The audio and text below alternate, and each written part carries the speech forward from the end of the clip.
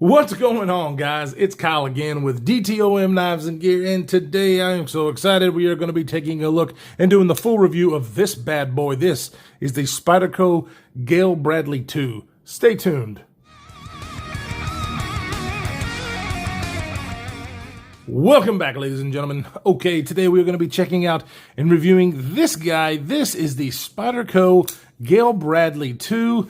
The first generation of this knife, I can't remember when it came out, was still a great knife and a very popular knife. This particular version has a few little differences and has been very, very popular. This knife was provided to the channel by my buddy Jeremy, freakshow_EDC on Instagram. Go give him a follow, check him out. A matter of fact, if you need your knife sharpened, I would definitely go and hit him up. He does professional sharpening, does a great job. He's put an edge on most of these knives. I am not sure if he did. I'm pretty sure he did, because that's pretty mirror polished. So he's put an edge on this one, but does a great job. So definitely go check him out. Thank you so much, Jeremy, for your support of the channel. You are the man.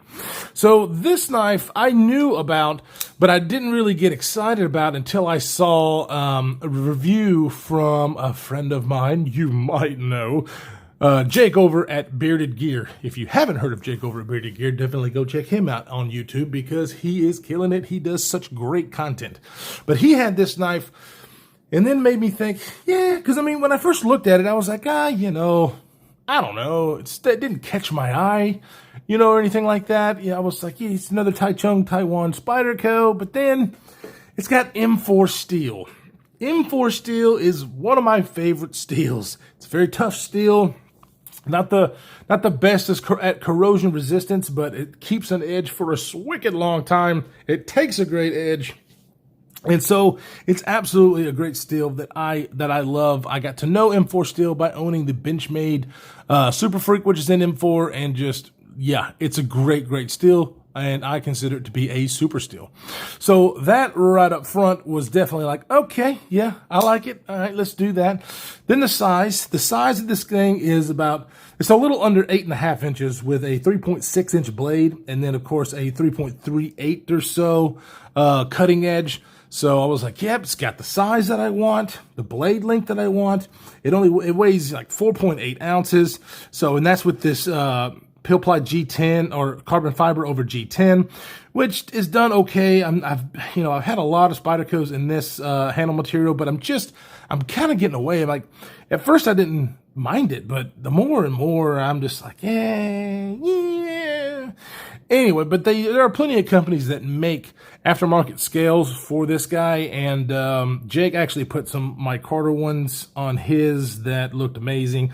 I think this knife would just look amazing in those micarta scales. So, but it's not a deal breaker because it does provide a good enough grip. It's not slippery by any means.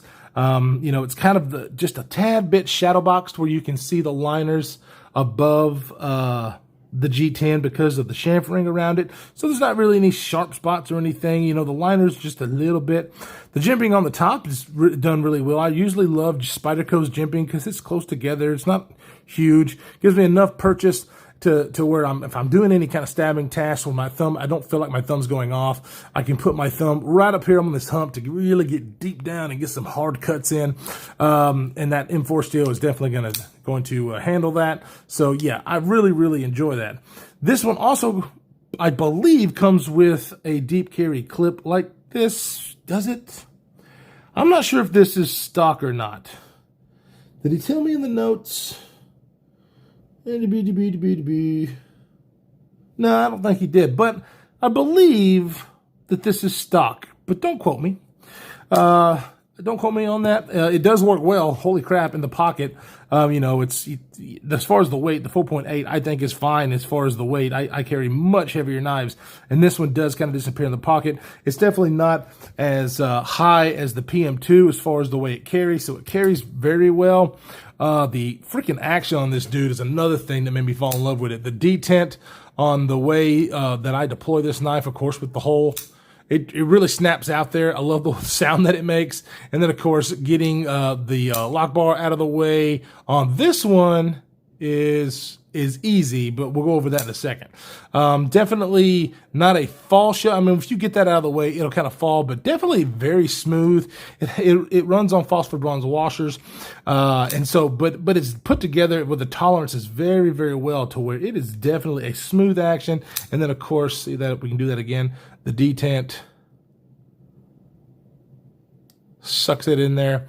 So I really, really like the detent on this thing. Not going to shake out. I mean, I can shake out any knife, but if I can't shake it out by just doing this, the detent is fine. I just love the way it snaps out of there. So as far as getting the lock bar out of the way, see if you can pick this up. As you can see, this one has been modified. He has cut out a little notch to expose that lock bar. So this one is super easy to get in and out of the way. However, if you don't do that, I have been told that it is kind of hard. You basically have to press your thumb in there, get the fat of your finger to get it out of the way, which you definitely get used to. But if I had this, oh yeah, I would totally get him to do this for me to get this lock bar better clearance. Or the scale's better clearance for me to get to the lock bar, because I haven't had any trouble out of this one, and I know that other reviewers getting them straight from Spyderco have, so that takes care of that 100%. So very, very nice. You know, I say the specs on it. Let's see what it really looks like compared to our other knives. There it is against the PM2. As you can see, just a hair longer than the pair of or the PM2. So definitely my kind of size. So obviously it is going to be bigger than the Para 3. And so I love this size. It's got enough blade shape or a blade cutting edge for me to do any task that I want to do on a daily basis. So I like this size. And of course, the fact that it's got this, what is it? I think it's does it actually tell me, like 4.82 inch handle, where I can get a very good grip. I mean, because the ergonomics on this guy are totally fine. I would love a forward finger choil like we get on the PM2, because I just like finger choils. But, you know, it's not as exactly necessary. It does feel good in the hand. There's no really room to choke up. But in this grip, I feel locked in. I don't feel any hot spots with that pocket clip anyway. So it's very ergonomic, and I feel like I could use this knife for a long periods of time and not have any issues. Like I said, it is made in Taiwan. They do a great, great job over there in that facility. The best thing about this knife, though, I've talked a lot about the good and some of the bad. The best thing about this knife is the grind that it has on it. It does have a hollow grind. This hollow grind comes down to like 15 thousandths behind the edge. So this thing is slicey as hell. I mean, cuts so good. I mean, obviously, you know, you have your drop point where you get a little bit of belly, some straight. They did an excellent, excellent job on this hollow grind to where this thing slices like butter. You know, the blade thickness on this is about 120 thousandths, so it's not like super thin, but it's also not super thick. 120 thousandths, I think, is a great blade size for this, because you've got some girth, some toughness, especially with that steel, with thin grind. Holy moly. It just makes for an excellent combo for a tool. It really, really does. And I was so surprised when I got this in hand for the first time. Like I said, I wasn't crazy about the looks. It's definitely grown on me. Now I kind of think it looks cool, but at first I didn't. And so, but man, when I tell you what, you know, to do what this is supposed to do, because it's a knife, and when it cuts, yeah. If you like slicey blades, but you like, you know, the blades that feel the hand well, I would highly recommend this. The only thing I would do is pop some new scales on there and then, you know, take a Dremel to that. I know that kind of sounds crazy. You shouldn't have to do that. I get it. You shouldn't have to do that. They should have done that from the factory. Why they didn't, I don't know. But yeah, I mean, having to do that, really, now having it in hand, if I didn't have the chance to get this in hand and play with it, I probably would have said, nah, not worth it to me. But I'm telling you guys, now that I've got it in hand and I've used it, I've cut it, and I know that that M4 steel is good to go. Yeah, you know, buying a couple of scales, making this my own as far as the color that I want. Like, I'm a huge OD green fan, so I would probably put the OD green micarta on this. It would look sexy as hell, and yeah.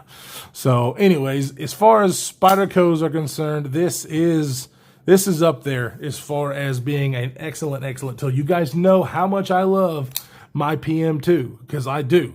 It's definitely one of my favorite knives. But the full flat grind works well for some cutting tasks and doesn't work for others. This hollow grind, however, yeah, yeah, it works. So all in all, conclusion is I like it. I like it a lot. I don't love it, but I like it. I do love the blade. That I love tremendously because it works so well. Ergonomics are good, but not like, just the best thing I've ever felt. The G10, yeah, I could do without. Get some other scales. The fit and finish, like I said, is just fine coming from Taichung, Taiwan. Full liners and strength, with the barrel spacers in the back. So it's definitely a strong, sturdy knife that doesn't weigh out tremendous amount. It's 4.4 ounces, so I think it's fine for the weight. And so, yep, all in all, if you like a well-built, tough knife that's not huge, but big enough for you to do some work with and have a grind that thin behind the edge, money. Just money. So let me know what you guys think. Do you have one of these? Do you like it? Because, like I said, I don't think I would have purchased this. But I mean, it's definitely on my radar now for something to get in the future because I like it so much. Anyways, guys, if you like this kind of stuff, man, so just think about hitting the subscribe button and the notification bell. It helps out the channel. If you want to see more, definitely do that.